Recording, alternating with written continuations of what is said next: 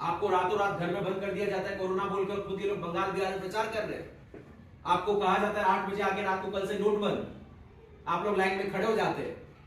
हर जगह हमें सहना पड़ रहा है। अब आपको कि बीजेपी एक राजनीतिक पार्टी नहीं, एक कंपनी है जिसका मालिक है अदानी, और उसको कहते हैं कंपनी का, वो है मोदी, और एजेंट है अमित शाह और योगी जैसे लोग। ये सब बात आप लोगों को बताना है। बस इसी से मैं आप लोगों को बहुत बहुत धन्यवाद, इतना ही कहना था आप लोगों से। बहुत बहुत कल बाल दिवस भी था, नेहरू जी का जन्मदिन भी था।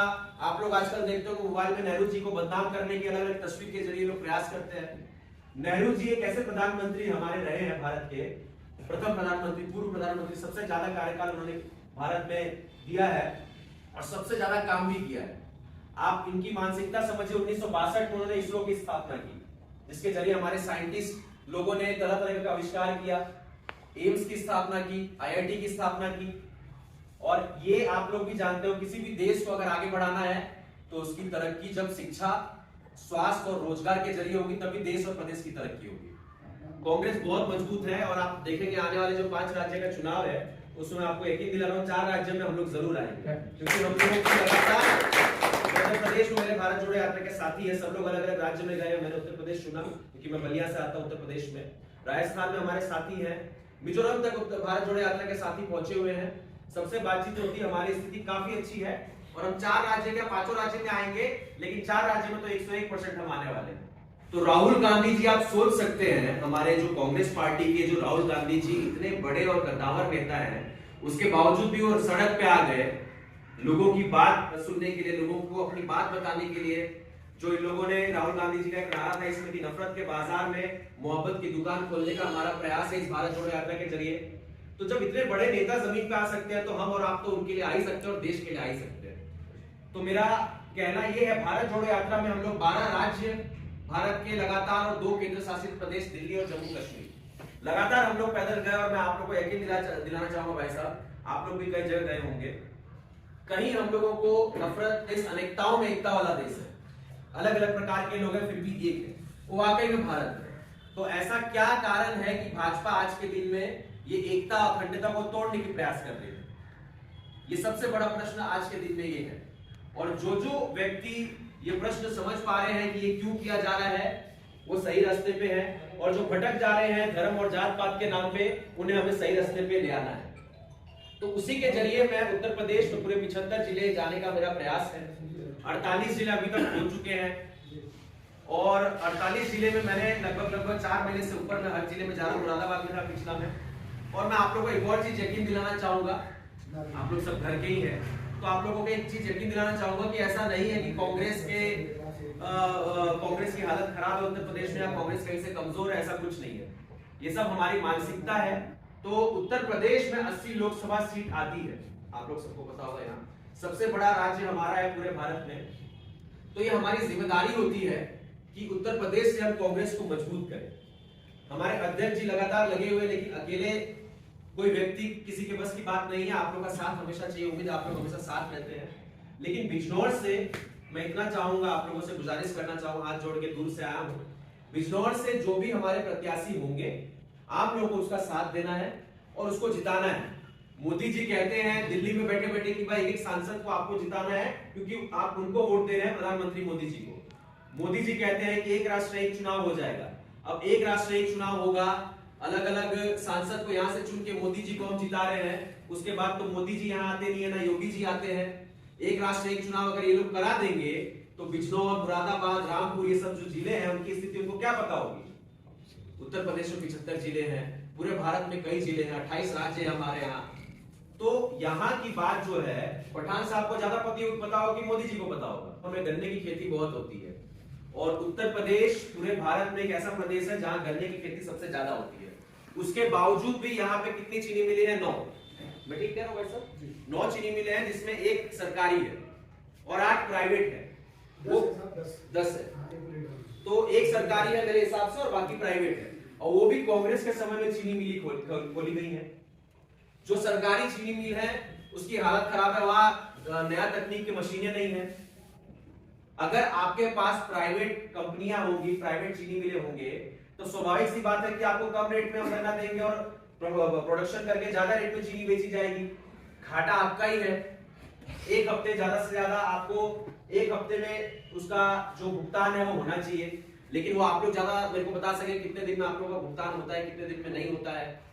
अभी सीजन चल रहा है गन्ने का, दिन रात किसान यहाँ मेहनत कर रहे हैं। मोदी जी कहते हैं कि दुगनी आय करेंगे हम, लगातार किसानों पे ये अत्याचार कर रहे हैं। हम बात करें शिक्षा की, युवाओं की, रोजगार नहीं है। शिक्षा अगर बात करें तो 18% जीएसटी ये लोग शिक्षा पे ले रहे हैं। आप लोगों को पता होगा ये बात। 100 रुपए पे आपके बच्चे अगर पढ़ने जा रहे हैं तो 18 रुपए आप सीधा सरकार को दे रहे हैं। आप किताब खरीद रहे हैं, कलम खरीद रहे हैं, स्कूल की फीस दे रहे हैं, ड्रेस बना रहे हैं लड़कों का, सब पे आपसे जीएसटी लिया जा रहा है।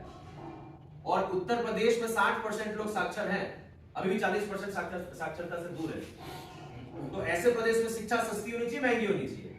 स्वाभाविक सी बात है, सस्ती होनी चाहिए। तो ये सब हमारा सवाल है जो हमें लेके, अब चुनाव का समय है, हमें लेके लोगों के बीच जाना है और जो अंधभक्ति का नारा लगाते हैं उनसे ये पूछना है। एक चीज और मैं आपको बता दूं, क्योंकि मैं करीब करीब उत्तर प्रदेश में 600 गांव से ज्यादा अभी तक पिछले 4 महीने में लगातार मैं घूम चुका हूं। ऐसे भी लोगों से मिला जो 5वीं पास है लड़के, खेती कर रहे हैं, जो 8वीं पास है, जिनके पास पैसों की उतनी पूंजी नहीं है, उनके पिताजी उनको पढ़ा नहीं सकते। तो आपको ये भी बता दूं, 1984 में आप लोगों को सबको पता ही होगा, जब राजीव गांधी जी प्रधानमंत्री बने थे, उन्होंने एक नवोदय विद्यालय की स्थापना की थी। आप लोग में से शायद लोग जानते भी होंगे। नवोदय विद्यालय ऐसे विद्यालय थी जहां 6वीं से 12वीं तक की मुफ्त शिक्षा होती थी, मुफ्त आपको किताब कॉपी बच्चों को दिया जाता था, मुफ्त ड्रेस दिया जाता था। और उसके बाद भी उसमें क्या था, 75% जो सीट था वो गांव के लोगों के लिए रखा गया था। तो ये थी कांग्रेस पार्टी। अभी कि अगर 4 लोग एक परिवार में रह रहे हैं और आपस में झगड़ा होगा, मान लीजिए एक परिवार में 4 लोग हैं, 2 भाई रह रहे हैं, आपस में झगड़ा होगा, तो विकास होगा कि विनाश होगा? स्वाभाविक सी बात है, विनाश होगा। हमें ये लोगों को बताना है कि उत्तर प्रदेश मान लीजिए आपका घर है, आपका प्रदेश है, भारत आपका घर है, आपका प्रदेश, आप यहाँ रहते हैं, हिंदू मुसलमान यहाँ भाई लोग रह रहे हैं, आपस में लड़ेंगे तो विकास होगा या विनाश होगा? आप खुद बताइए हमें। तो ये सब बातें जो है अभी हम सबको लेके जाना है लोगों के बीच में, क्योंकि जो चुनाव है 24 का, भाई साहब, भाजपा और कांग्रेस का नहीं रह गया है, सपा बसपा का नहीं रह गया है। ये चुनाव सत्य और झूठ का हो चुका है, ये अहिंसा और हिंसा का हो चुका है। वो हमारी एकता को तोड़ने जा रहे हैं, हमें एकता और अखंडता को बचाए रखना, ये चुनाव उसका है। तो अब आप लोगों से यही गुजारिश है, क्योंकि आप लोग घर के लोग हैं, तो आप लोगों से ज्यादा बात ना करते हुए, आप लोगों को ये सब चीजें पता है क्या भाजपा कर रही है, क्या नहीं कर रही है। और अकेले राहुल गांधी जी चल रहे हैं, हमारे अंदर भी कई चीजें ऊपर नीचे होते रहती है पार्टी में भी, लेकिन हमें उनको मान के आगे चलना है और कांग्रेस के लिए और अपने देश के लिए, अपने बच्चों के भविष्य के लिए हमको जितना हो सके जहां उठे बैठे आज से एक जिम्मेदारी लेके, क्योंकि देखिए 24 में अगर ये लोग आते हैं तो चाहे वो हिंदू हो, यहाँ हिंदू भाई भी हमारे साथ शायद बैठे हो, मुसलमान भाई लोग भी हैं, चाहे हिंदू हो, मुसलमान हो, किसी भी जात धर्म से आता हो, सिलेंडर महंगा है तो मैं भी ब्राह्मण होने के नाते, हिंदू होने के नाते मैं भी 1000-1200 रुपया दूंगा, आप भी उतना रुपया दे रहे हैं। अगर बच्चों की शिक्षा महंगी है तो मेरे लिए भी है, आपके लिए भी है। ये सब चीजें हमें ध्यान में रख के चलना है और इनके रास्ते जो बांटने का जो ये लोग काम करते हैं उस पर हमें नहीं आना है। एक और चीज सपा और बसपा की बात करूं तो जिस प्रकार से जात की राजनीति करते हैं, भाई साहब ने अच्छे से बताया कि कांग्रेस पार्टी, आपको पता होगा, आजादी के बाद से, आजादी के पहले भी कोई नेता नहीं जिसने कहा है कि भाई मैं मुसलमान हूं इसलिए मुझे वोट दे दो, या मैं ब्राह्मण हूं हिंदू इसलिए मुझे वोट दे दो। हम हमेशा काम पे वोट लिए हैं। अभी 2006 की बात है, नरेगा सोनिया गांधी जी ने लॉन्च किया, हम लोगों ने कंप्यूटर क्रांति लाई 84 में, 1965 में हमारे लाल बहादुर शास्त्री ने हरित क्रांति लाई, जय जवान जय किसान का नारा दिया, फिर हमने दुग्ध क्रांति लाई, श्वेत क्रांति लाया। तो हमने जितने भी ये सब आप स्कीम देखेंगे वो गरीबों और ग्राउंड लेवल के लोगों के लिए है। इनका क्या स्कीम है, डिजिटल पेमेंट वाला स्कीम ये लोग लेके, स्किल इंडिया लेके आए, उसका क्या है स्थिति वो आपको पता है। और एक और चीज, जो डिजिटल पेमेंट आ गया यूपीआई वाला, कैश जो है खत्म हो गया है लगभग, उससे आप ध्यान से सोचेंगे तो फायदा किसका है, उन पूंजीपति का। कैसे होगा मैं आपको बताता हूं। मान लीजिए मेरे पास अगर ऑनलाइन पेमेंट आपको कर रहा हूं, आप दुकानदार हैं, मैंने 100 रुपए का आपसे कुछ खरीदा, मेरे बैंक से गया आपके बैंक में, समझ रहे हैं आप चीजों को, बैंकों से बैंकों में पैसा घूम रहा है, तो बैंकों की जो पूंजी है वो लगातार बढ़ रही है। और उन पूंजी को कौन ले रहा है, वो जो पूंजीपति लोग हैं, अदानी अंबानी जैसे लोन ले रहे हैं, वो बैंक से हमारा आपका पैसा। और अगर बैंक के पास पैसा ज्यादा, तो सवाल ये उठता है कि हमारा जो सेविंग अकाउंट है, उसमें जो ब्याज दरें पहले मिलती थी 6-7%, अभी कितना आपको पता होगा, 3 से 4%, जबकि वो बढ़ना चाहिए नहीं बढ़ना चाहिए। समझ रहे हैं आप? बैंकों के पास पैसा ज्यादा हुआ ना, डिजिटल पेमेंट हो रहा है तो ये सब इनकी चाल है। डिजिटल पेमेंट को ये लोग गांव गांव घर घर तक पहुंचा सकते हैं। तो हमारी जो सरकार की स्कीमें हैं, किसानों के लिए फसल बीमा योजना, हमारे लोगों के लिए जो आयुष्मान कार्ड का व्यवस्था है, ये सब वो गांव गांव घर घर नहीं पहुंचाते हैं। डिजिटल पेमेंट कैसे पहुंचा दिया रातों रात इन लोगों ने, 1 साल के अंदर पूरे गांव घर में सबके आप लोग जाएंगे, सब लोग आजकल एक्सेप्ट कर रहे हैं। इसीलिए वो हो रहा है कि जो पूंजी है आम लोगों के पास, हम रहने ना दें और वो सीधा बैंकों में घूमते रहे और बैंकों से कर्ज लेके जो पूंजीपति लोग हैं हमारा पैसा लेके अपना बिजनेस बढ़ाते रहे।